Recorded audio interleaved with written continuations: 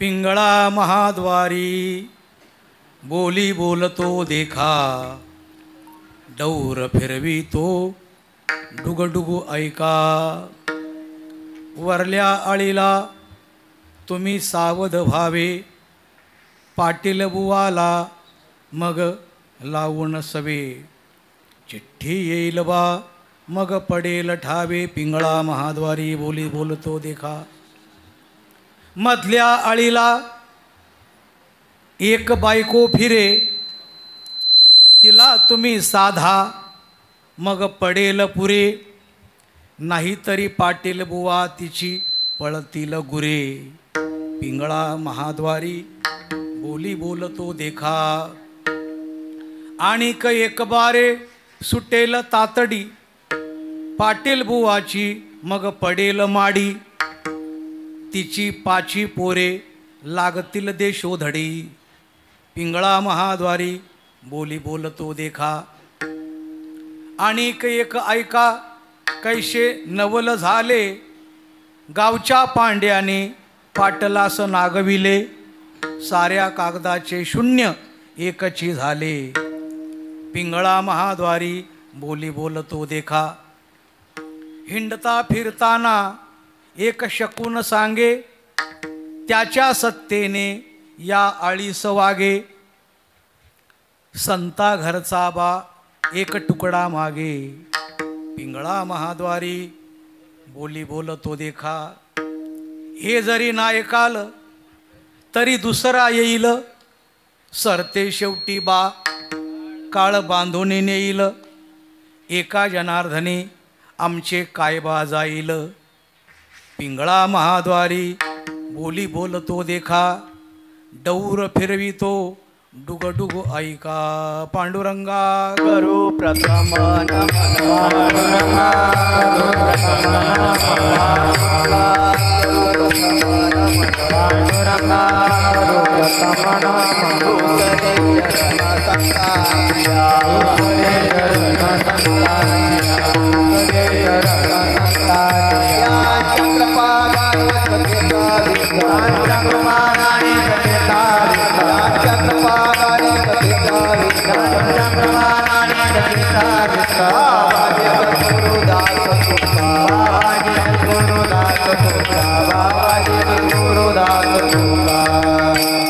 दयांचे केलिया स्मरण, होय सकळ विद्यांचे अधिकरण. तेचे वंदू श्रीचरण श्री गुरूंचे, ते नमस्कारोणी आता. पिंगळा महाद्वारी बोली बोलतो देखा. डौर फिरवितो डुगुडुगु ऐका. प्रस्तुत कीर्तनरूपी सेवेसाठी निवडलेला अभंग संतांच्या पंचायनामध्ये मधल्या फळीत झालेले एकनाथ महाराज यांचा 6 चरणाचा आणि ध्रुवपद धरून 7 चरणाचा अभंग सेवेसाठी निवडलेला आहे. एकनाथ महाराज हे मधल्या फळीत झाले म्हणून आपल्याला विशेष करून त्यांच्या चरित्राकडं, त्यांच्या अभंगाकडं लक्ष दिलं पाहिजे. कारण त्यांच्याच काळामध्ये आक्रमणांची तीव्रता जास्त वाढलेली होती आणि त्या आक्रमणांच्या तीव्रतेला, आक्रमणांची धार बोथट करण्याकरता, आक्रमणांना प्रतिकार करण्याकरता जे प्रचंड मोठ्या प्रमाणामध्ये संत वाङ्मय उभं केलं ते एकनाथ महाराजांनी उभं केलं. त्याच काळात भागवत तयार झाला, भावार्थ रामायण तयार झालं. जवळजवळ 14-15 ग्रंथ एकनाथ महाराजांनी लिहिले. शुकाष्टक टीका, भावार्थ रामायण, एकनाथी भागवत, चतुश्लोकी भागवत, मुद्राविलास, आनंद लहरी, शुकाष्टक टीका, चिरंजीव पद, हरिपाठ असे अनेक ग्रंथ एकनाथ महाराजांनी लिहिले. त्यामध्ये भारुड नावाचं एक प्रकरण आहे आणि त्या भारुडामध्ये एकनाथ महाराज विविध प्रकारे समाजाच्या जवळ जाण्याकरता वेगळे वेगळे मार्ग शोधून समाजापर्यंत पोचण्याचा प्रयत्न केला. त्या प्रयत्नाचा एक भाग म्हणजे पिंगळा. विठ्ठला विठ्ठला विठाला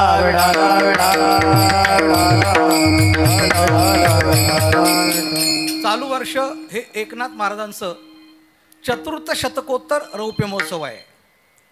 म्हणजे यावर्षी एकनाथ महाराजांच्या निर्याणाला 425 वर्ष पूर्ण झाले. कसे झाले म्हणाल तर त्यांचा निर्याण झाला 1599ला. तिथपासून पुढे मोजा. त्यांचा जन्म आहे 1533 आणि निर्याण आहे 1599. आता 1599 ते 2024 किती होतात पहा. 1599 ते 1699 100 वर्ष. 1699 ते 1799 200 वर्ष. 1799 ते 1899 300 वर्ष. 1899 ते 1999 किती वर्ष? 400 वर्ष. आणि 1999 ते हे 24 म्हणजे किती झाले? हे 24 आणि ते 1 वर्ष 25 वर्ष. असे 425 वर्ष त्यांच्या निर्याणाला पूर्ण झाले यावर्षी. म्हणून आपण मनमाडला एक प्रचंड असा मोठा सप्ताह आयोजित केला. सकाळच्या सत्रात 8 कीर्तनं, संध्याकाळच्या सत्रामध्ये 8 कीर्तनं. आपण नाथ ज्योती आणली पैठणवरून चालत मनमाडला. बरीचशी मंडळी त्या ठिकाणी आली होती. ही सगळी मंडळी ते पाहण्याकरता आले होते. अशा एकनाथ महाराजांच्या चतुर्थ शतकोत्तर रौप्य महोत्सवाच्या निमित्ताने संत वाङ्मय तुमच्यापर्यंत पोचावं त्याचा एक नम्र प्रयत्न म्हणजे आजचा अभंग. म्हणजे काय, अजून आपण पिंगळा फक्त ऐकून होतो बा, पिंगळा नावाचा काहीतरी एक अभंग आहे. पण पिंगळा नावाचा एक घटक आहे. तो पूर्वी समाजाला जागवण्याकरता पहाटे येत होता. वासुदेव, जागल्या, वेस्कर हे सगळे पूर्वी पहाटे माणसांना जागवण्याकरता येत होते. त्यांची वेळ होते पहाटची. त्याच पहाटे पिंगळा हा माणसांना जागवण्याकरता सकाळी सकाळी येत होता. आणि एक विशिष्ट प्रकारचा त्याचा आकार, त्याचा अट्टास, त्याचा आवाज, त्याचा एक स्वर, खांद्यावर काळी घोंगडी टाकलेली, हातामध्ये कंदील, त्याचं ते वाद्य, ते वाजवत असताना डौर वाजवितो डुगडुग ऐका, अशी त्या पिंगळ्याची आक होती. आता पिंगळा येत नाही हे मला माहीत आहे, कारण पूर्वी घरं होते म्हणून तो येत होता. आता माड्या झाल्या, टावर झाले. आता पिंगळा कोणत्या मजल्यावर जाणार, कोणत्या लिफ्टने चढणार, कसा उतरणार? म्हणजे पिंगळा न यायची कारणं आपल्याजवळच आहे. आपण पिंगळा असो, वासुदेव असो, भिकारी असो, यांना यायचं बंद करून टाकलं. अहो बोर्डच लावून टाकले, ना फेरीवाला क्षेत्र है ना. रेल्वेत बोर्ड लावून टाकलेले, भिकाऱ्याला भीक देऊ नका. चांगलं बोध आहे बरं का. भिकाऱ्याला भीक देऊन, त्यांचा उद्देश काय? तुम्ही भीक देता म्हणून ते येतात. तुम्ही भीक द्यायचं बंद केलं म्हणजे ते काही येणार? अरे पण आमचा वेदापासूनची परंपरा आहे, अतिथी देवो भव, सत्यम वद, धर्मं शर, स्वाध्यायान्मा प्रमद. हो, दारात भिकारी येत होता, हो, त्यावेळेला लोक वाढतही होते. नाही नाही, जोपर्यंत घराला घरपण होतं तोपर्यंत दारात येणारे सगळेच येत होते. भिकारी दारात येत होता, कुत्रा दारात होता, गाय मागत दारात वाड्यात होती, बरोबर आहे. हो, त्याचबरोबर वासुदेव येत होता, पांगुळ, बोधल्या, जागल्या, वेसकर. आता जोपर्यंत वेस होती तोपर्यंत वेसकर येत होता. आता माणसं कुठूनही घुसतात. पूर्वी वेशीशिवाय प्रवेश नाही. माऊली म्हणतात, नगर भ्रमता जन्म जावो परी, प्रवेश एक्या द्वारे रे. है ना, तैसा नगडे. म्हणजे नगर फिरताना तुम्ही किती भ्रमण करा, पण प्रवेश फक्त एका ठिकाणून. कुठून? वेशीमधून. त्याशिवाय प्रवेश नाही. तर जोपर्यंत वेस होती तोपर्यंत वेसकर होता. जोपर्यंत घरं होती, घराला दार होते, अंगण होता, ओटा होता, तोपर्यंत अंगणाचे नियम आपण पाळत होतो, ओट्यावरचे नियम आपण पाळत होतो, उमऱ्याचे नियम आपण पाळत होतो, बरोबर आहे की नाही. हो, आता असे काही घरं आहे त्या घरांना अंगण राहिलेलं नाही, उमराचे नियम आपण पाळत नाही. जसे जसे आपण बदलत गेलो त्याप्रमाणे वासुदेव यायचा बंद झाला, पिंगळा यायचा बंद झाला. म्हणून आपण संत वाङ्मयामधून 425 वर्षापूर्वीचा पिंगळा शोधून काढलेला आहे. आणि तो पिंगळा काय बोलतोय ते आपल्याला समजून घ्यायचं आहे. आपले सर्व श्रोते आले असं मी गृहीत धरतो. आत मोकळे करून पखवाजाबरोबर आपण टाळी वाजून भजन करायचं आहे. विठ्ठला विठ्ठला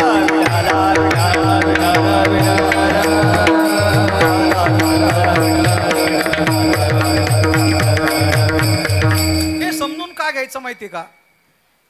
आपली संस्कृती अशी चिवट आहे, चिकट आहे. हटल्याने हटत नाही, जाळल्याने जळत नाही, नष्ट केल्याने नष्ट होत नाही, तशीच राहते माणसामध्ये.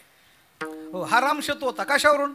आमच्या वडिलांनी सांगितलं, त्यांना कोणी सांगितलं? आजोबांनी सांगितलं, त्यांना कोणी सांगितलं? पंजोबांनी सांगितलं. चालत आलंय ते. ग्रंथच पाहिजे असं काही नाही. अगदी पार जात्याच्या गाण्याच्या पण परंपरा आहे.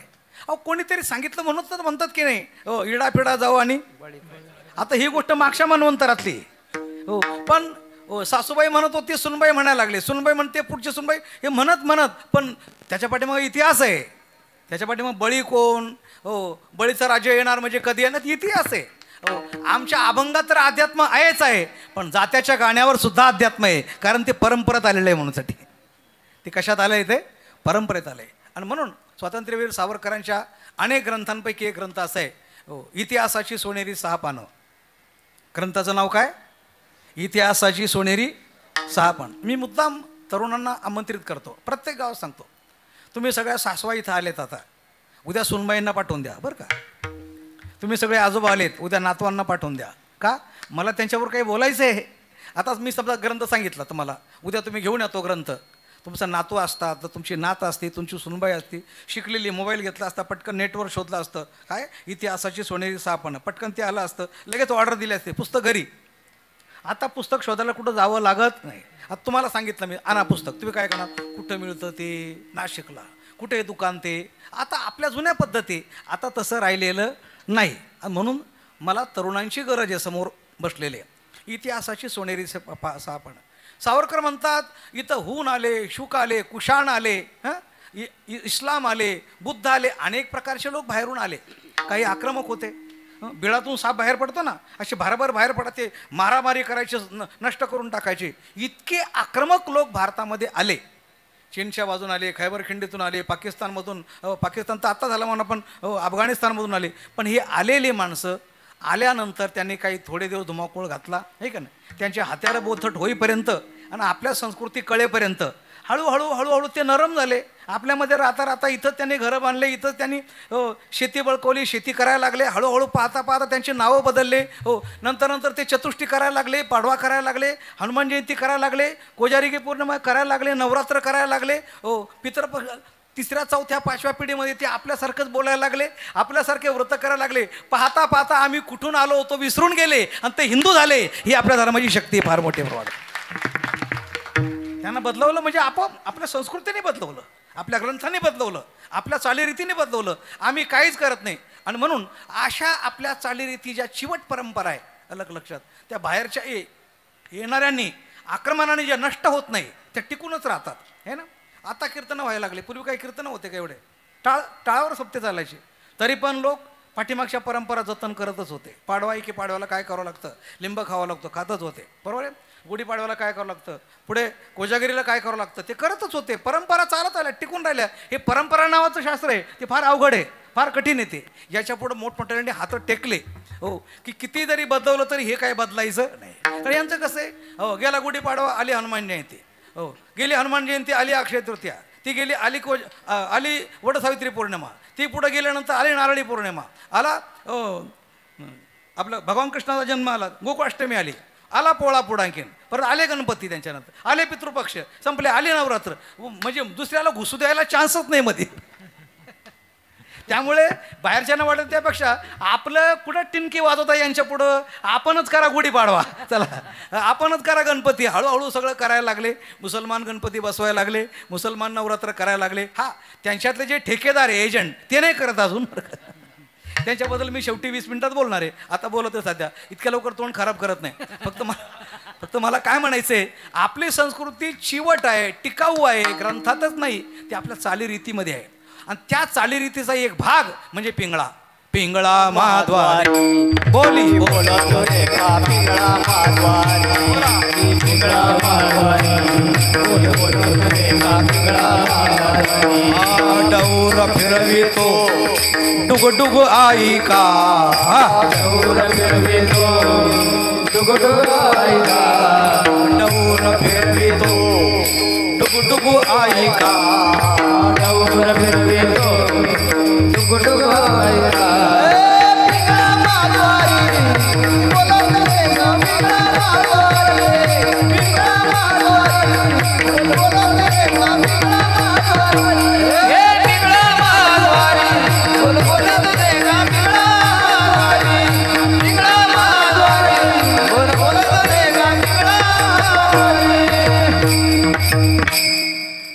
पिंगळा आता सध्या महाद्वारात आहे. आता तो नंतर वरच्या आळीला येणार, मग मधल्या आळीला येणार, मग खालच्या आळीला येणार. मनमाडला याच्यावर 8 दिवस प्रवचन झाले. चांदवडकर मंडळी श्रोत्यांमध्ये बहुश्रुत असलेले रोज तो पिंगळा ऐकायला मनमाडला येत होते. आजही मला फोन आला होता दोघा तिघांचा, पण आज पावसाचं वातावरण असल्यामुळे कदाचित ते येऊ शकलेली नाही मंडळी. पण हा पिंगळा महाद्वारात काय करतो हा मोठा प्रश्न आहे. विषय तिकडे होऊन गेला आहे तो, पण तुमच्याकरता म्हणून सांगतो. महाद्वारात कशाला, आता समस्या गावात आहे, घरात आहे, अज्ञान इथे आहे, बद्ध माणसं इथे आहे, दुःख इथे आहे आम्हाला. महाद्वारात काय करतो, हां हे उलटं गणित आहे ना सगळं. बरेच माणसं मोठं मंडळ तयार करतात, 400-500 लोक पंढरपूरला जाऊन सप्ताह करतात देवाचा उद्धार करण्याकरता. आता इथं आरएसएसची मंडळी पण बसलेली. मुद्दाम सांगतो, माणसाने आपला परमार्थ घेऊन चाळीत गेलं पाहिजे, आदिवासी भागात गेलं पाहिजे, अज्ञानी लोकांमध्ये गेलं पाहिजे, ज्याला कळत नाही त्यांना सांगायला पाहिजे. आता तीर्थक्षेत्रात कोणाला काय कळते, सगळे तरबेजच माणसात. आपलं मस्तपैकी तीर्थाला जायचं, तिथं मजा करायची, तिथं प्रदक्षिणा करायची, भजनं करायची, दान जागर करायचं आणि घरी यायचं.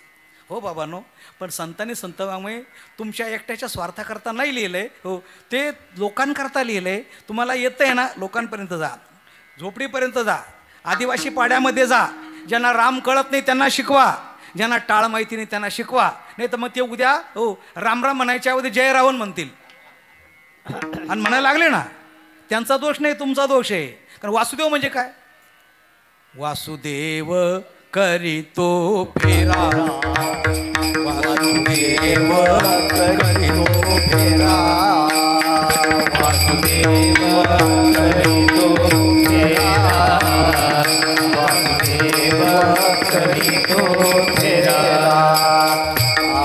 आत बाहेर दारा, वडियात बाहेर दारा, वडियात बाहेर दारा, वडियात बाहेर दारा. कोणी काहीतरी दान पुण्य करा, जाऊन द्या तुम्हा घरा गा. कोणी काहीतरी दान पुण्य करा, जाऊन तुम्हा घरा गा. कोणी काहीतरी दान पुण्य करा, जाऊन द्या तुम्हा घरा गा. कोणी काहीतरी दान पुण्य करा, जाऊन तरी तुम्हा घरा गा.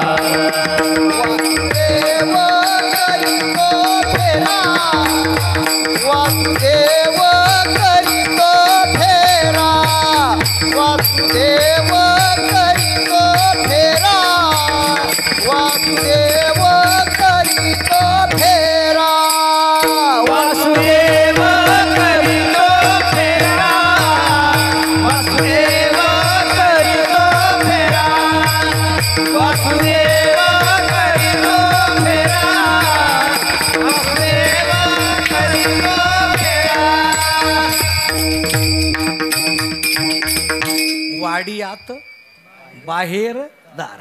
ही वासुदेवाचं ठिकाण आहे. घरापर्यंत पोचलं पाहिजे, तिथपर्यंत गेलं पाहिजे. पिंगळा पण असाच आहे. हो, मग आता पिंगळा तर त्याची गरज तर गावात आहे, आदिवासी पाड्यात आहे, मागासवर्गीय लोकांपर्यंत पिंगळा गेला पाहिजे. हा महाद्वारात काय करतो आहे ना, पिंगळा महाद्वारी तिथं काय देवाबरोबर भांडतोय. का भांडतोय? तो पिंगळा म्हणतोय, अरे बाबा तू इथं डोळे झाकून बसलायत, कमरावर हात ठेवून उभा राहिलाय, आणि इकडं काय चाललंय तुला माहिती आहे का? तू आपलं मजेत तुपाची आंघोळ, दुधाची आंघोळ, दह्याची आंघोळ, हां पंचामृताची आंघोळ चाललीत. लोक तुला लोणी तोंडा, पण लोक उपाशी आहे ना इकडं. पिंगळा देवाबरोबर भांडतोय. आलं का लक्षामध्ये? तू अवतार धारण करून आला. कशा करता आला? परित्राणाय साधूनाम विनाशायच दुष्कृताम, याच्याकरता आला की नाही? मग आला तर तेच काम कर ना. उभा काय राहिला तिथं?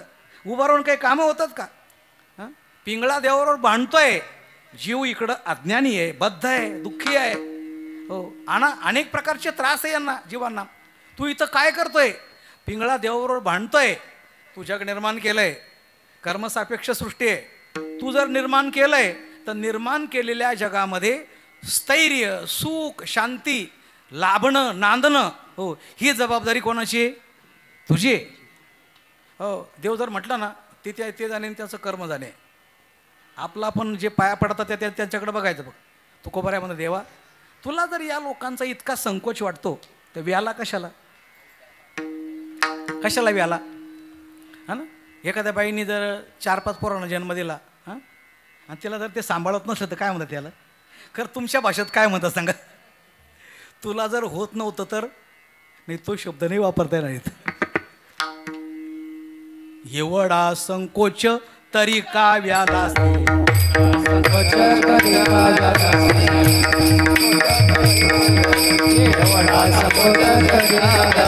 आम्ही कोणापासी तोंड वाजू, आम्ही कोणापासी तोंड वाजू, आम्ही कोणापासी तोंड वाजू. अरे एवढा संकोच तरी का व्याला असती? आम्ही कोणापासी तोंड वाजू. आज मला खूप बरं वाटतंय. पिंगळा जसा चालू झाला ना तेव्हापासून मला असा वाजवणारा भेटत नव्हता ना असे चालीवाले भेटत नव्हते. ते मागं पुढंच व्हायचं सगळं असं. इथं म्हणजे तंतोतंत बरं का. काही आता दृष्टांत निकृष्ट आहे पण देतो, काय हरकत नाही बरं का. पाकिस्तानची मॅच चालली होती आणि आयुष्यमान गायकवाड एक बाजूला आणि गावस्कर एक बाजूला होता बरं का. ते दोन्ही बॅटमॅन म्हणजे असे होते की तुम्ही ते पार 2-5 दिवस खेळत राहते, आऊटच होत नव्हते. धावांच्या डोंगर उभं राहायचे बरं का. तर तो आता जो होऊन गेला ना, मागे पंतप्रधान झाल्यानंतर आता तर परत रिटायर आहे. हां, इम्रान है ना. तो इम्रान काय म्हटलं माहिती आहे का?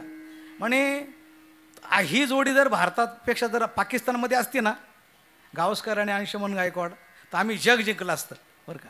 जग जिंकलं असतं. तर गावस्कर त्याला काय म्हटलं माहिती आहे का? अरे या जोडीला काय करतो म्हणे, तुमचे 2 अंपर जर आम्हाला मिळाले ना तर आम्ही पण जग जिंकू म्हणे. नाही कळलं तुम्हाला? रडी.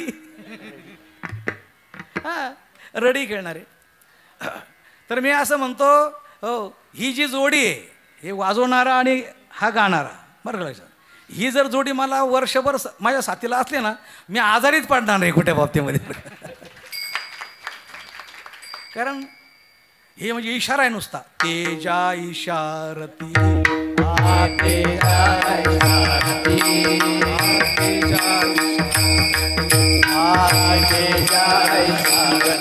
कट्टा भोकावरी घेती, कट्टा भोकावरी.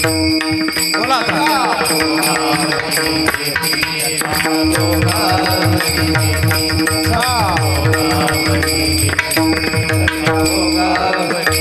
तेजा इशारती,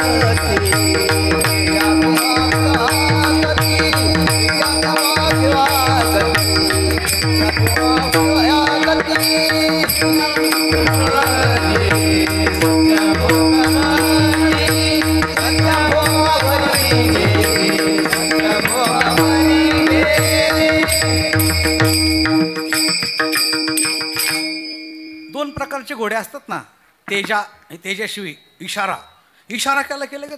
अहो घोडे अजरामर झाले इतिहासात आहे ना. चेतक कोणाचा घोडा? महाराणा प्रताप. विश्वास छत्रपती. अहो घोडे काय हत्ती, गजेंद्र. सदाशिवराव पेशवे पानिपतच्या युद्धामध्ये गजेंद्र नावाचा हत्ती होता. झवेरगंज जानकोजीराव शिंदे त्यांचा हत्ती होता. हत्ती अजरामर झाले. तेजा म्हणजे घोडा आहे तेजस्वी. तसं इथं म्हणजे इशारा केला की ते स्वरही काळा सांगावं लागत नाही, थापही सांगावं लागत नाही, अशी थाप पडते. नाही तर मग तट्टा माहिती का, तट्ट्याला फोक मारल्याशिवाय काही कळतच नाही. म्हणजे वैद्य महाराज गोष्ट सांगायचे ना, तट्टू माझा रत्न घोष आणि 3.5 दिवसात आले एक कोस. एक मारला फोक तर मागे सरे कोस कोस. वैद्य महाराज सांगायचे तेजा इशारती असं येते. म्हणून जाता जाता यांच्याकरता सांगून जातो, घरी राहून संसार प्रपंच करून इतकं तंतोतंत वाजवणं प्रॅक्टिस करून बरं का, मेहनतीनं. ते काय आळंदीला जाऊन नाही शिकले, ते इथंच शिकले. हे बाळू महाराज पण इथंच रेल्वेमध्ये काम करून. म्हणून घरी राहून मेहनत करून इतकं तंतोतंत सूत्रबद्ध वाजवणं गाणं शिकणं मला लक्षामध्ये. मी असं म्हणेल आपल्या विंचू पंचकृषीमध्ये हे तालमणी आणि गायक रत्न आहे, रत्न असं म्हणायला पाहिजे. म्हणून वर्षातून सर्व ठिकाणी काही ते मला सापडत नाही. मी मनमाडला बोललो होतो, पण ते प्रापंचिक माणसाला अनेक प्रकारच्या अडचणी असतात. नाही खरेच खरी गोष्ट आहे ती, अनेक प्रकारच्या अडचणी असतात. तर पण आनंद मिळतो संप्रदायाचा. जे आम्ही मुंबईला आनंद भोगला तो आनंद इकडं आल्यानंतर भोगायला मिळतो. आपला पिंगळा महाद्वारातून आता लवकर काढतो इकडं, अलग लक्षामध्ये, कारण त्या कमी वेळेमध्ये सगळं. आता हा पिंगळा देवावर भांडून आलेला आहे. कुठं? वरच्या आळीला. हो, पहिला तो वरच्या आळीला आला, मग मधल्या आळीला, मग खालच्या आळीला. काय सांगतोय पिंगळा? वरच्या आळीला म्हणतो, पाटील बुवा सांभाळा बरं का, वरच्या आळीला तुम्ही सावध व्हावे, पाटील बुवाला मग लावणी सवे चिठ्ठी येईल. आपल्याला या आळीमध्ये म्हणजे शरीराच्या ज्या 2-3 आळ्या आहेत, वरची आळी म्हणजे स्थूल देह, मधली आळी म्हणजे सूक्ष्म देह आणि खालची आळी म्हणजे कारण देह. किती देह आहे? 3 देह. हो, या 3 देहांपैकी वरली आळी जी दिसते ना आता, हाडामासाची, पंचभौतिक, रक्त, रेत, दुर्गंधी याने युक्त असलेली ही वरची आळी, हिच्यात भुलून जाऊ नका.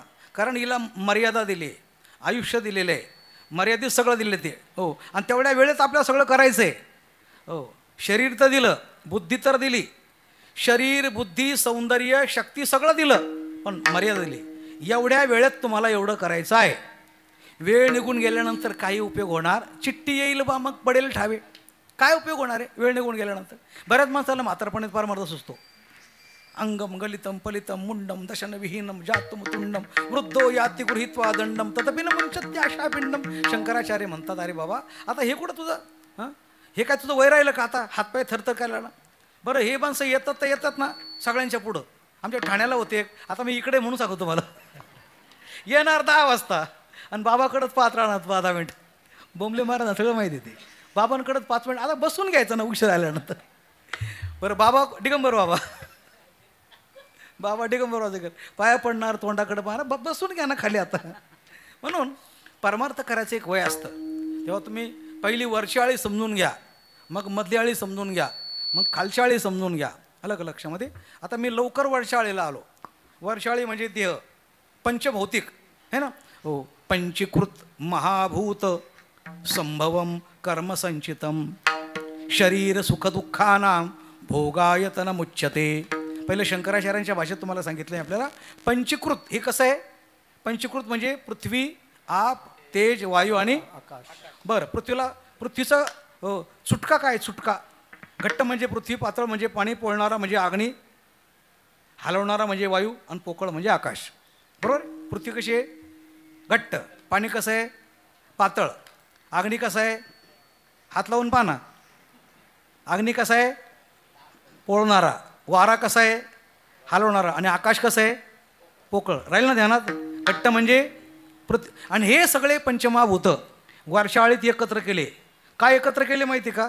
हो, ज्या वेळेला हे सगळे विरोधी असून एकत्र केले, काहीतरी काम होतं म्हणून केले ना. खरं सांगा, हे 5 जण एकत्र आले, पण हे 5 एकत्र राहण्यासारखे आहे का? प्रॅक्टिकली पाना. आता पृथ्वी म्हणजे घट्ट म्हणजे एक ढेकळ घ्या, पाण्यात टाका, काय होईल?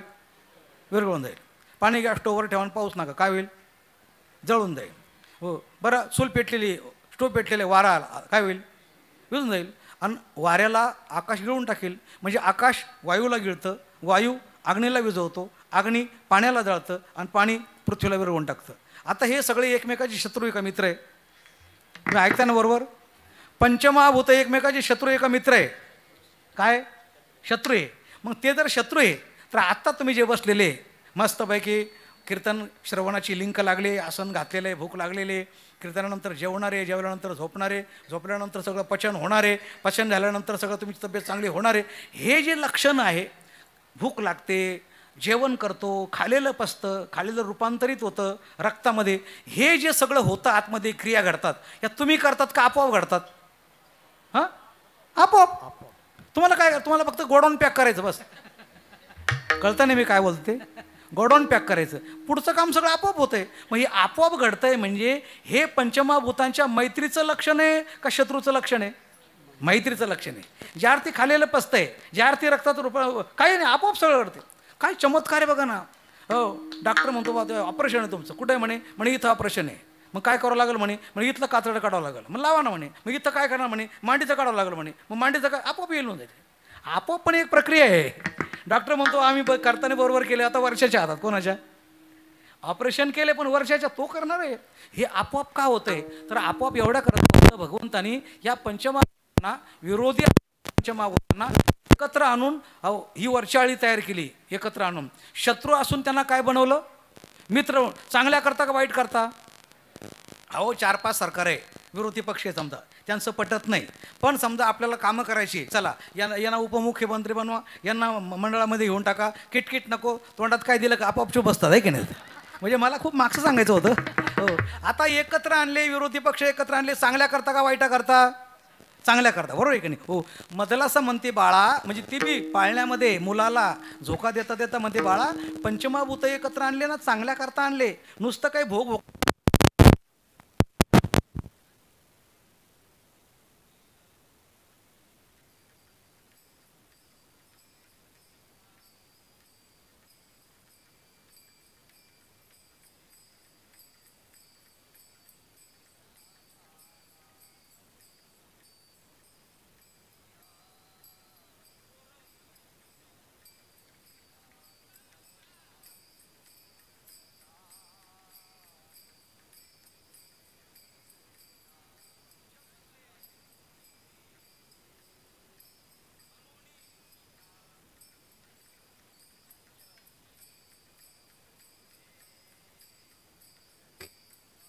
केला उखटा गर्भवास कवण्या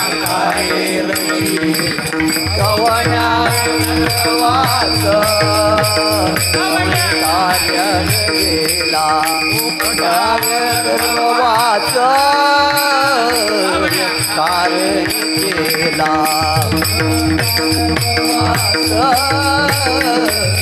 कार्य केला मदला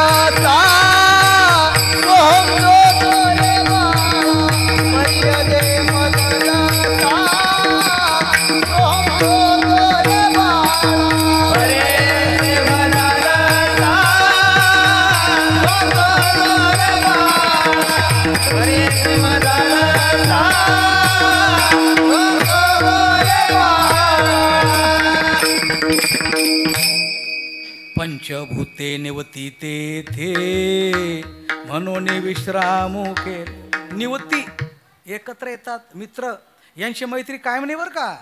बरं आत्ता जरी मैत्री आहे ना बरं का, यांची शांती ही दात खाऊन शांती आहे, नाहीतर आयुष्याचे सूत्र बिघडता आणि भूतांची उमटे खडाखडता. आजार होऊ द्या, डॉक्टर म्हणतो आता आमचं काही चालत नाही म्हणतो आहे ना, कारण हे यांची मैत्री कायमची राहत नाही ती. नंतर शेवटी डॉक्टर म्हणतो आता गेल्यानंतर तर आतले जे पाटील आहे ना, पाटील आता पुढं पाटलाकडे येणार जे गावच्या पाटील बोला, ते पाटील बाजार निघून गेले ना, माणसं म्हणतात आता वेळ लावू नका, कारण काय याला येऊ द्या आणि त्याला येऊ द्या. बघा ते निघून गेल्यानंतर हे दमच काढत नाही. हे पंचमहाभूत आहे ना, तेव्हा हे मला जायचं आहे आता थांबत नाही. हे आतमध्ये आत्ता सध्या थांबले म्हणजे पाटील भाऊ आहे, काळाची आज्ञा आहे, देवाची आज्ञा आहे है ना. सर्कसमध्ये वाघन शेळी एकत्र आणतात ना, वाघ असा दबडा पसरतो आणि शेळी त्याच्या तोंडात ठेवतात आहे ना, असं हळूच नेऊन ठेवतात. वाघ शेळीला खातो का? नाही खात. लोक टळ्यावर वा वा वा वा. आता वाघाला भूक लागलेली आहे, शेळी तोंडात आयती दिलेली आहे, तरी खात नाही, कारण श्रावण सोमवार असतो. असं नाही बरं का. काय असतं, रिंग मास्टर वरती रिंग मास्टर असतो ना, त्या वाघाचं लक्ष कशाकडं, तसं इथं रिंग मास्टरमध्ये बसलेलं आहे.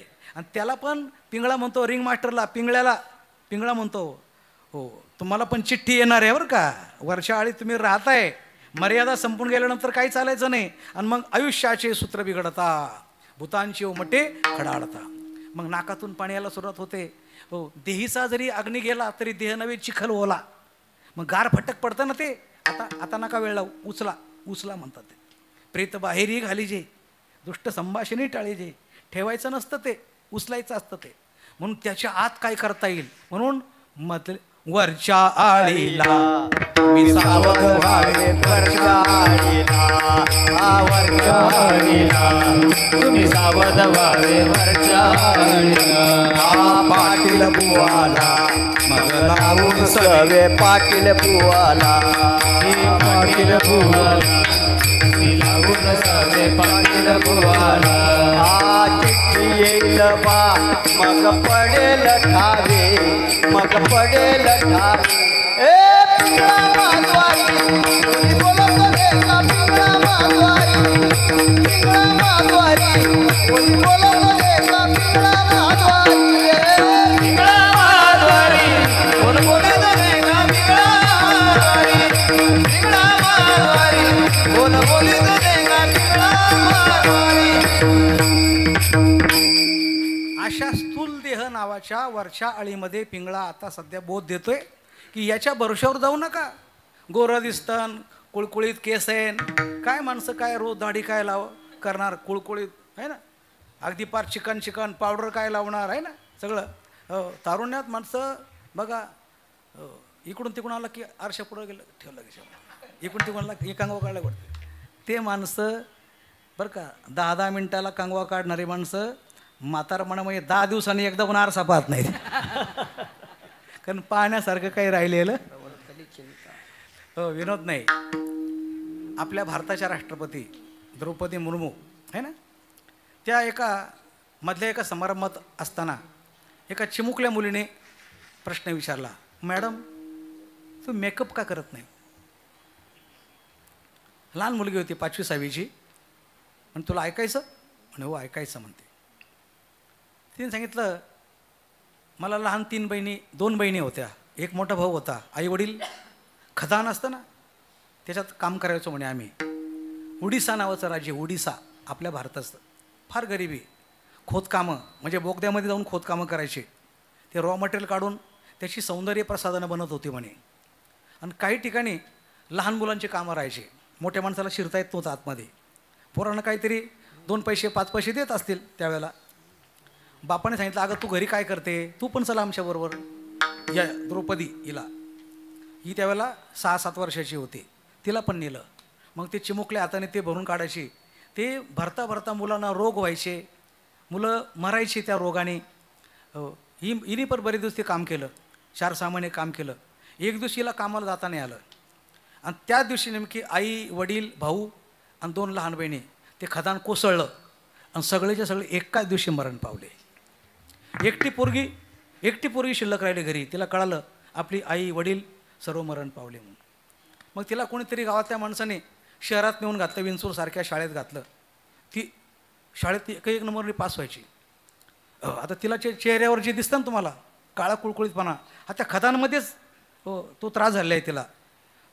आणि पुढं शिकली, मोठी झाली, IAS झाली, कलेक्टर झाली.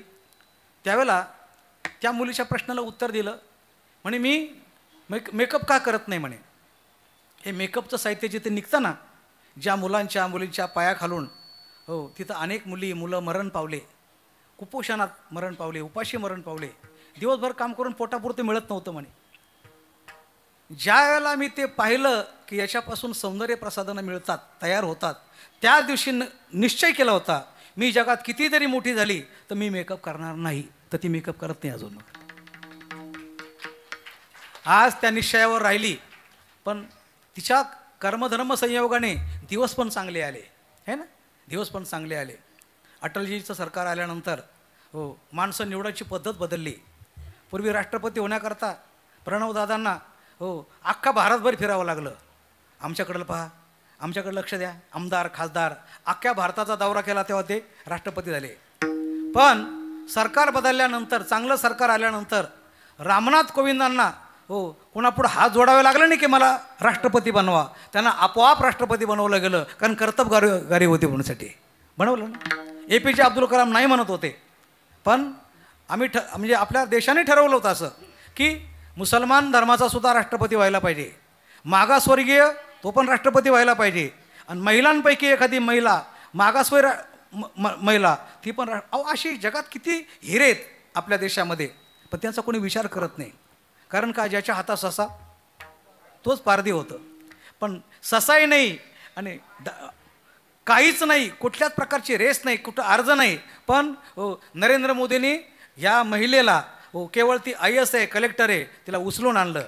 बस आमच्या देशामध्ये राष्ट्रपती होण्याचा तुझा मान आहे, आणि आज ती भारताची प्रथम नागरिक राष्ट्रपती झाली आहे. मला फक्त एकच सांगायचं, तिला पण ध्येय आहे, तिला आज सगळं आहे. मेकअप करता येईल की नाही, किती काळा रंग असू द्या त्याच्यावर मेकअप होतो की नाही, पण राष्ट्रपती झाल्यानंतर सुद्धा आजही ती मेकअप करत नाही. ही वर्षाळी सांभाळा. विठ्ठला विठ्ठला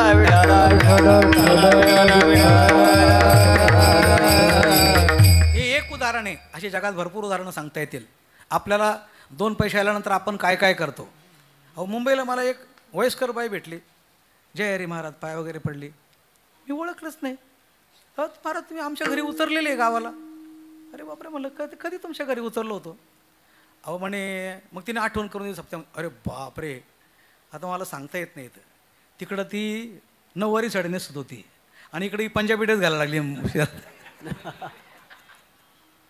हा या बदल कसं काय, हा बदल आता पोरं मुंबईला आले, मी मुंबईला आले, मुलगी म्हणते आता घाल पंजाबी ड्रेस घालायला लागली. म्हणते वर्षाला तुम्ही शहरात गेले म्हणजे काय तुम्ही काही बी करायचं का. किती बदलतात माणसं बदलून गेल्यानंतर. पण राष्ट्रपती झाल्यानंतर सुद्धा आणखी एक राष्ट्रपती सांगतो, काय नाव, प्रतिभा पाटील. राष्ट्रपती झाल्यानंतर सुद्धा झेंडावंदनला सुद्धा आणि सैनिकांना आणि नमस्कार करताना सुद्धा त्या बाईचा डोक्यावरचा पदर कधीच पडला नाही. याला म्हणतात राष्ट्रपती. हे घेण्यासारखं आहे महाराज. वर्षाळी नाही, वर्षाळी सजवा, पण अतिरेक करू नका. पिंगळा म्हणतोय ईशामध्ये जो पाटील बो आहे ना, त्याला एक दिवस चिठ्ठी येणार आहे आणि जाब ईशाला जाणार आहे. काय झालं तुमचं, कारण अंग मंगलितम फलितम. एकनाथ महाराज म्हणतात डोळे गावात. आता शेवटी कसं होतं, ज्यावेळेला शेवटी चिठ्ठी येते ना, त्या चिठ्ठीमध्ये याचं वर्णन आहे, डोळे गावास मात्र रुईजुई वस्ती राहिली, कानगाव बंद पडले, ढोपरपूरचा मानका मोडला, तोंडापूरचे 32 खेडे ओस पडली, नाकापुरास वहाव सुटले, शिरपूरचे लोक दरोबस्त थरथर कापू लागले, केसगावची पांढर झाली आणि पांढऱ्याची वसुली झाली, केशवपंत काळे कुलकर्णी जराजीराव फितूर झाले. आता यातलं तुम्हाला काय समजलं.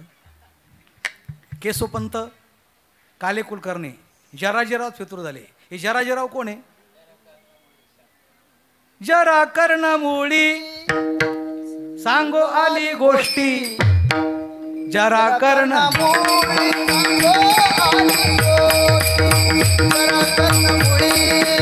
सांगो आली गोष्टी, जरा कर्णमुळी सांगो आली गोष्टी, जरा कर्णमुळी सांगो आली गोष्टी, जरा कर्णमुळी सांगो आली गोष्टी, जरा कर्णमुळी सांगो आली गोष्टी, जरा कर्णमुळी सांगो आली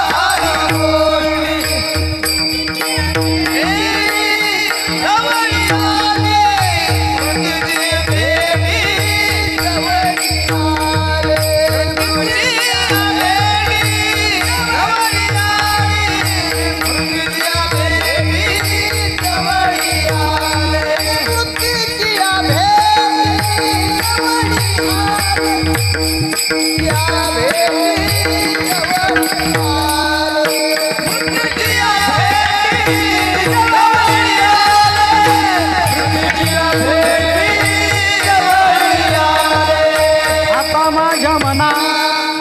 होई सावधान. आता माझ्या मना होई सावधान. माझ्या मना होई सावधान. आता माझ्या मना होई सावधान. आता माझ्या मना होई सावधान. आता माझ्या मना होई सावधान. आता माझ्या मना होई सावधान. होई सावधान. जरा कर्णमुळी ही वरची आळी बरं का, आणि आता माझ्या मना ही मधली आळी. म्हणजे एकाच अभंगात आता आपण खालच्या मधल्या आळीमध्ये प्रवेश केला. आता ही मधली आळी फार महत्त्वाची आहे, कारण ईशामध्ये जे लोक राहतात ना आतमध्ये, मन, बुद्धी, चित्त, अहंकार, 17 तत्व आहे, पंचप्राण, पंच उपप्राण, हे मधल्या आळीतले लोक आहे. आणि यांच्यावर सगळं चालतं बरं का. डोळे काही पाहत नाही. हो, ही आतून ऑर्डर मिळाल्याशिवाय काही चालत नाही ते. आतल्या ऑर्डर आता काय अर्धा तास राहिला खरं, म्हणजे याच्यावर फार बोलायला पाहिजे होतं. तुम्ही घरून इथपर्यंत आलात, हो, तर मधल्या आळीमध्ये काय काय घटना घडल्या तेवढ्या युगपत तेवढं जर पाहायच्या असल्या ना, पहिलं घरामध्ये तुम्ही बसलेले आहेत आणि मनात आलं आहे आज सदगीर बुवांचं कीर्तन आहे शेवटचं बरं का. कीर्तन कोणाचं आहे? सदगीर बुवांचं आहे. जाण्याची इच्छा निर्माण झाली, बरोबर आहे. नंतर मग जायचं का न जायचं संकल्प विकल्प सुरू झाला. इच्छा होते अंतकरणात, संकल्प विकल्प करतं मन बरं का, निश्चय करते बुद्धी. जायचंच हा निश्चय कोणी केला? बुद्धीने केला. म्हणजे 12 घटना घडतात, 12 आतमध्ये. ह्या वरच्या आळीतून मधल्या आळीतून खालच्या आळीपर्यंत किती घटना घडतात? 12. आता मोजा. इच्छा होते अंतकरणात, बरोबर आहे. संकल्प विकल्प करतं मन, निश्चय करते बुद्धी, कर्म करतात इंद्रिय. म्हणजे जायचंच. मग जायचं म्हटल्यानंतर पहिलं काम कोणी केलं? पायाने. चालायला सुरुवात कोणी केली? इथं आल्यानंतर ते बिचारे बसले खाली, आहे ना, एटुळं घालून. मग तुम्ही टाळ्या काय वाहता, इकडं पाहता, त्यांच्याकडं काहीच नाही. तुकोबारायांचं भांडण आहे ना. माझ्या इंद्रियासी लागले भांड. माझ्या इंद्रियासी लागले भांड. माझ्या इंद्रियासी लागले भांड. माझ्या इंद्रियासी लागले भांड. माझ्या इंद्रियासी लागले भांड. माझ्या इंद्रियासी लागले भांड. माझ्या इंद्रियासी लागले भांड. माझ्या इंद्रियासी लागले भांड. ऐकत काने रचना झाली. ऐकत काने रचना झाली. नेत्र माझ्या तळमळ हस्तपाद भाळ. तळमळ हस्तपाद भाळ.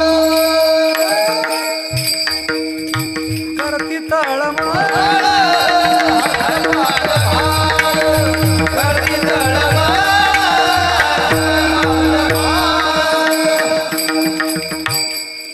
मस्त अभंग आहे बरं का, पण तुमच्या कृपेने विसरलो म्हणायचं आता. हो, सॉरी बरं का. माझ्या इंद्रिलासी लागले भांडण. भांडण सुरू झालं. पाय म्हणतात आता घरापासून तुम्हाला इथं कोणी आणलं? आता इथं जो आनंद घेत आहेत, डोळे आनंद घेत आहेत, कान आनंद घेत आहेत, तोंड आनंद घेत आहेत, टाळी आनंद घेते, हात आनंद घेत आहेत, त्यांना काय आहे का? बरं कीर्तन झालं का? चला घरी. इंद्रियांची भांडणं आहे. हो, आता अशा पद्धतीने बरं का, अशा पद्धतीने कर्म करतात इंद्रिय. आता कर्म सुरू झालं की वरती लिखाण सुरू होतं. पटापट पानं चित्रगुप्त लिहायला सुरुवात करतो. विंचूरमधील वरच्या आडीतला एक ग्रस्त, हो, आणि मनात चांगला संकल्प आला आणि आज आपलं सोमवारी श्रावण सोमवारी कीर्तनाला गेला. लिखाण सुरू झालं वरती जाऊन. कोणतंही कर्म असो लिहायला लगेच यस्माच एनच यथाच यदाच यच्च यावच्च यत्रच शुभाशुभम आत्मकर्म. तस्माच तेनच तथाच तदाच तच्च तावच्च तत्रच विधातुर्वशात उपैते. तर एवढं समजून सांगायला खूप वेळ जाईल, पण ज्याने जिथं जे कर्म केलं विधातुर्वशात उपैती, लिखाण चालू आहे. आता 5वी प्रक्रिया झाली बरं का, परत सांगतो. इच्छा होते, पाठ करा सगळं आता आहे अंतकरणात, बरोबर आहे. संकल्प विकल्प करतं मन, बरोबर आहे. निश्चय करतोय बुद्धी, कर्म करतात इंद्रिय, हां हो. लिहून ठेवतो चित्रगुप्त, हा ना, लिहून ठेवतो चित्रगुप्त. आता ते लिहिल्यानंतर तो सगळं लिहितो म्हणजे तो सरसकट लिहितो, चांगलं लिहितो वाईट पण लिहितो. आता त्यानंतर पाप पुण्य ठरवते धर्मराज, तो ठरवतो. म्हणजे सिनेमाला गेला असेल तर पाप, कीर्तनला गेला असेल पुण्य, है ना. पैसे नको तिथं खर्च केले पाप, दान धर्मात केले तर पुण्य. हे पाप पुण्य ठरवतो धर्मराज. हे आता ही 6वी प्रक्रिया झाली. 12 सांगायच्या बरं का सगळ्या. तर एक हात मोकळे करून टाळी वाजवा. विठ्ठला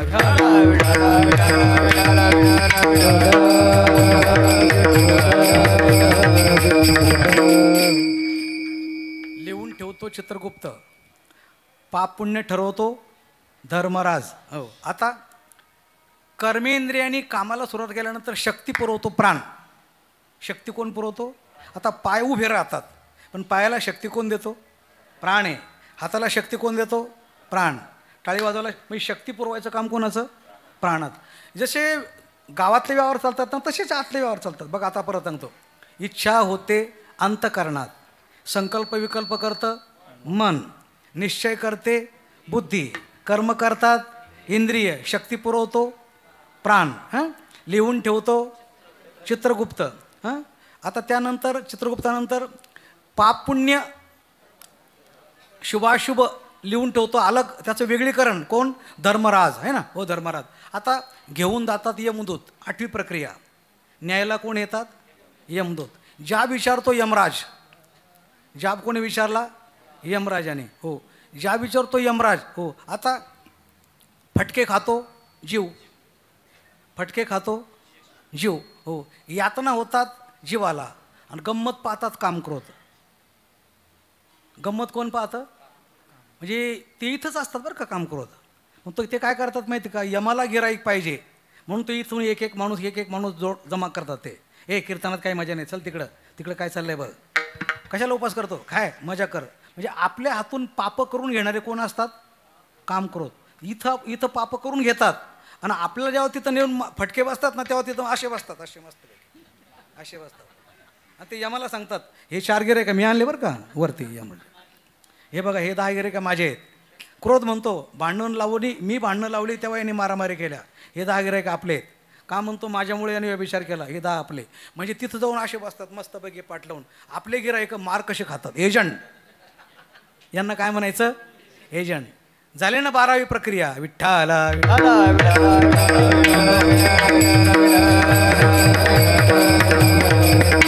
या 12 प्रक्रिया जो पाहतो आणि सावध करतो त्याचं नाव पिंगळा. पिंगळा माधवारी बोले बोलो पिंगळा माधवारी, पिंगळा माधवारी बोले बोलो पिंगळा माधवारी. डौर फिरवितो डुगुडुगु ऐका, डौर फिरवितो डुगुडुगु ऐका.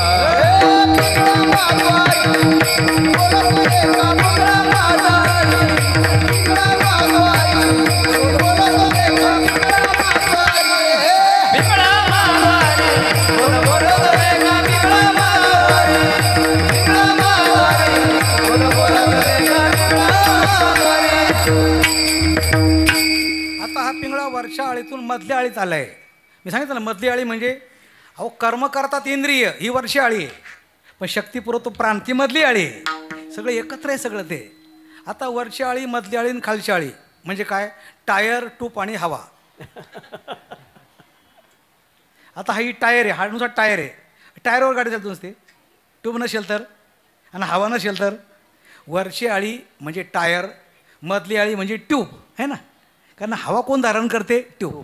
आणि नुसती ट्यूबला काय करतात? त्याच्यात हवा पाहिजे, कारण देह. खालची आळी. याच्यापेक्षा सोपं सांगतो. आता इथं काही मुलं मुली मोबाईलवाले असते ना, वरची आळी म्हणजे मोबाईल, त्याच्यामधली आळी म्हणजे फंक्शन ॲप है ना, गुगल, ट्विटर, यूट्यूब, इंस्टाग्राम, हां हे सगळं. हां आता त्याच्यामध्ये आणखी एक राळी शिम. खालशाळी म्हणजे काय? शिम. आणि त्याच्या खालशाळी म्हणजे नेटवर्क. कळलं का तुम्हाला? आता नेटवर्कच नाही, शिम काय करणार? बरं शिम काढून घेतलं, मोबाईल काय करणार? शिम गेलं की मोबाईल नुसतं मड आहे, नुसतं मड. आणि म्हणून चिठ्ठी येईल, पाटील बुवा ते. आता स्थूल देह म्हणजे मोबाईल, आतले फंक्शन म्हणजे मन, बुद्धी, चित्त, अहंकार. शिम म्हणजे जीव, अलग लक्षात. आणि नेटवर्क तो आत्मा आहे, परमात्मा, अलग लक्षामध्ये. तो परमात्मा आहे, तो जीवाला तळ करतो. म्हणून पाटील बुवा फार महत्त्वाचा आहे. आता आपण खालशाळेला आलो. खालशाळेमध्ये पाटील बुवाला सांगतात, पाटील बुवा ही जी माडी आहे ना तुमची माडी, एका क्षणात नष्ट होऊन जाईल. आणि काही एक बारी सुटेल तातडी, पाटील बुवाची मग पडेल माडी. तिची 5 पोरे लागतील देशोधडी, म्हणून पिंगळा महाद्वारी. हे देशोधडी लागतील ना, है ना. शरीर ज्याचे त्याशी समर्पले, आकाशात विलीन झालं, वायूत विलीन झाला. हो हे सगळं काय राहतं नाही, सगळं शून्य, सगळं शून्याचे शून्य होतं सगळं. म्हणून हो सावध राहा याच्यामध्ये. आणि काही एक बारी, आणि काही एक ऐका. हां काय ऐका? अहो गावच्या पांड्यानी पाटलाला नागवलं. हा विषय फार मोठा आहे, जमलं तर कालाची करताना थोडं पाहू. गावच्या पांड्याने म्हणजे 5 जणांवर वसुली करता एक ठेवला होता आपण, मन. हो म्हणजे 5 जणांवर डोळे जरी पाहतात पण ऑर्डर मनाची असते, कान ऐकतात. हो म्हणजे डोळ्याच्याद्वारे, कानाच्याद्वारे, जिभेच्याद्वारे, हाताच्याद्वारे, पायाच्या, सगळ्यांवर मन. हा जो पांड्या आहे 5 जणांवर अंकुश ठेवणारा, या पांड्याने पाटलाला नागवलं. पाटील म्हणायची सप्ताह चाललाय, मंदिरात जायचं, आणि हा पांड्या गेला घेऊन नाक्यावर त्याला. गावच्या पांड्याने पाटलास नागविले, साऱ्या कागदाचे काय झालं? शून्य. एकच केले. जेव्हा यमराजाने पाहिलं ना, कीर्तन ऐकले नाही, शून्य. वारी केली पायानी नाही, शून्य. हाताने टाळी वाजवली नाही, शून्य. सगळं शून्य करून टाकलं पांड्याने, बरं का. याला सामावून सगळ्या कागदाचे शून्य एकच झाले. म्हणून तो पिंगळा म्हणतो, हिंडता फिरताना, तुमच्या चाळीमध्ये येतो ना, हिंडता फिरताना तुम्हाला सावध करायचा प्रयत्न करतो. विठ्ठला विठ्ठला.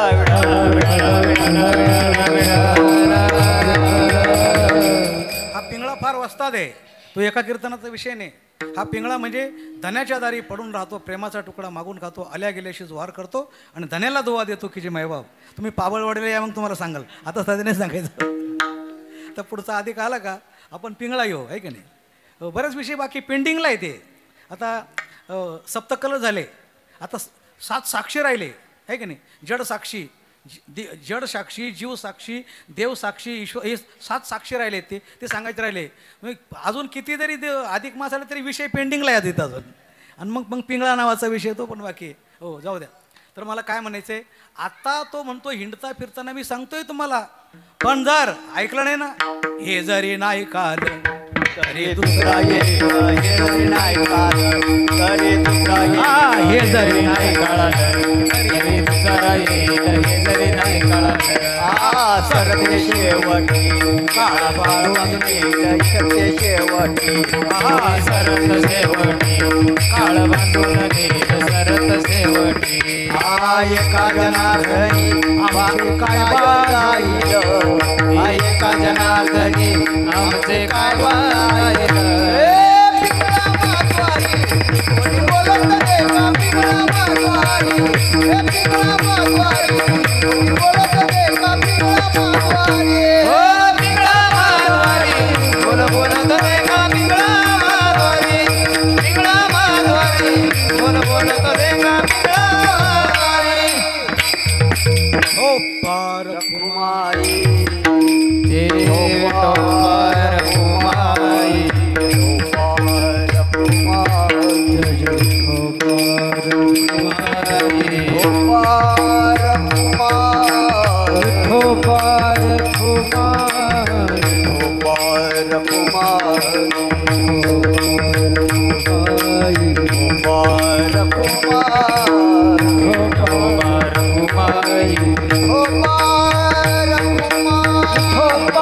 आजचे पंक्तीदार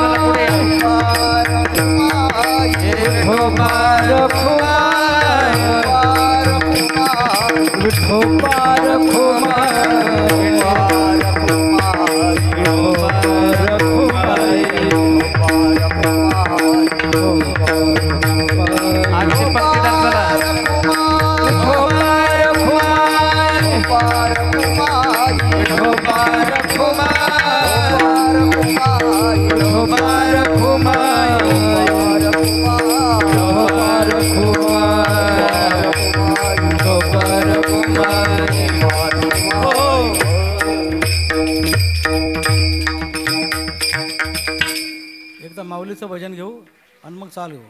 ज्ञानेश्वर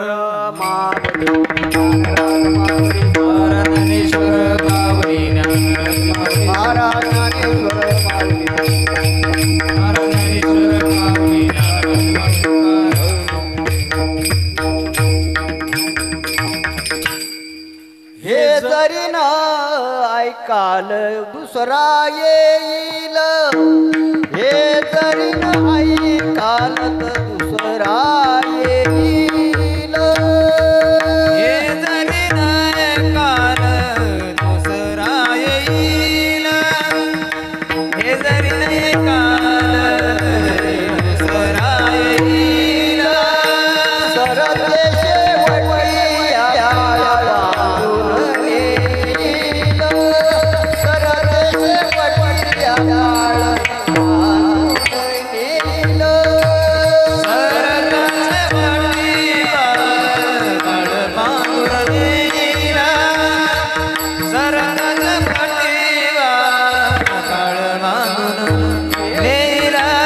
एका जनार्दनी व आमचे काय जाईल, एका जनार्दनी आमचे काय जाईल.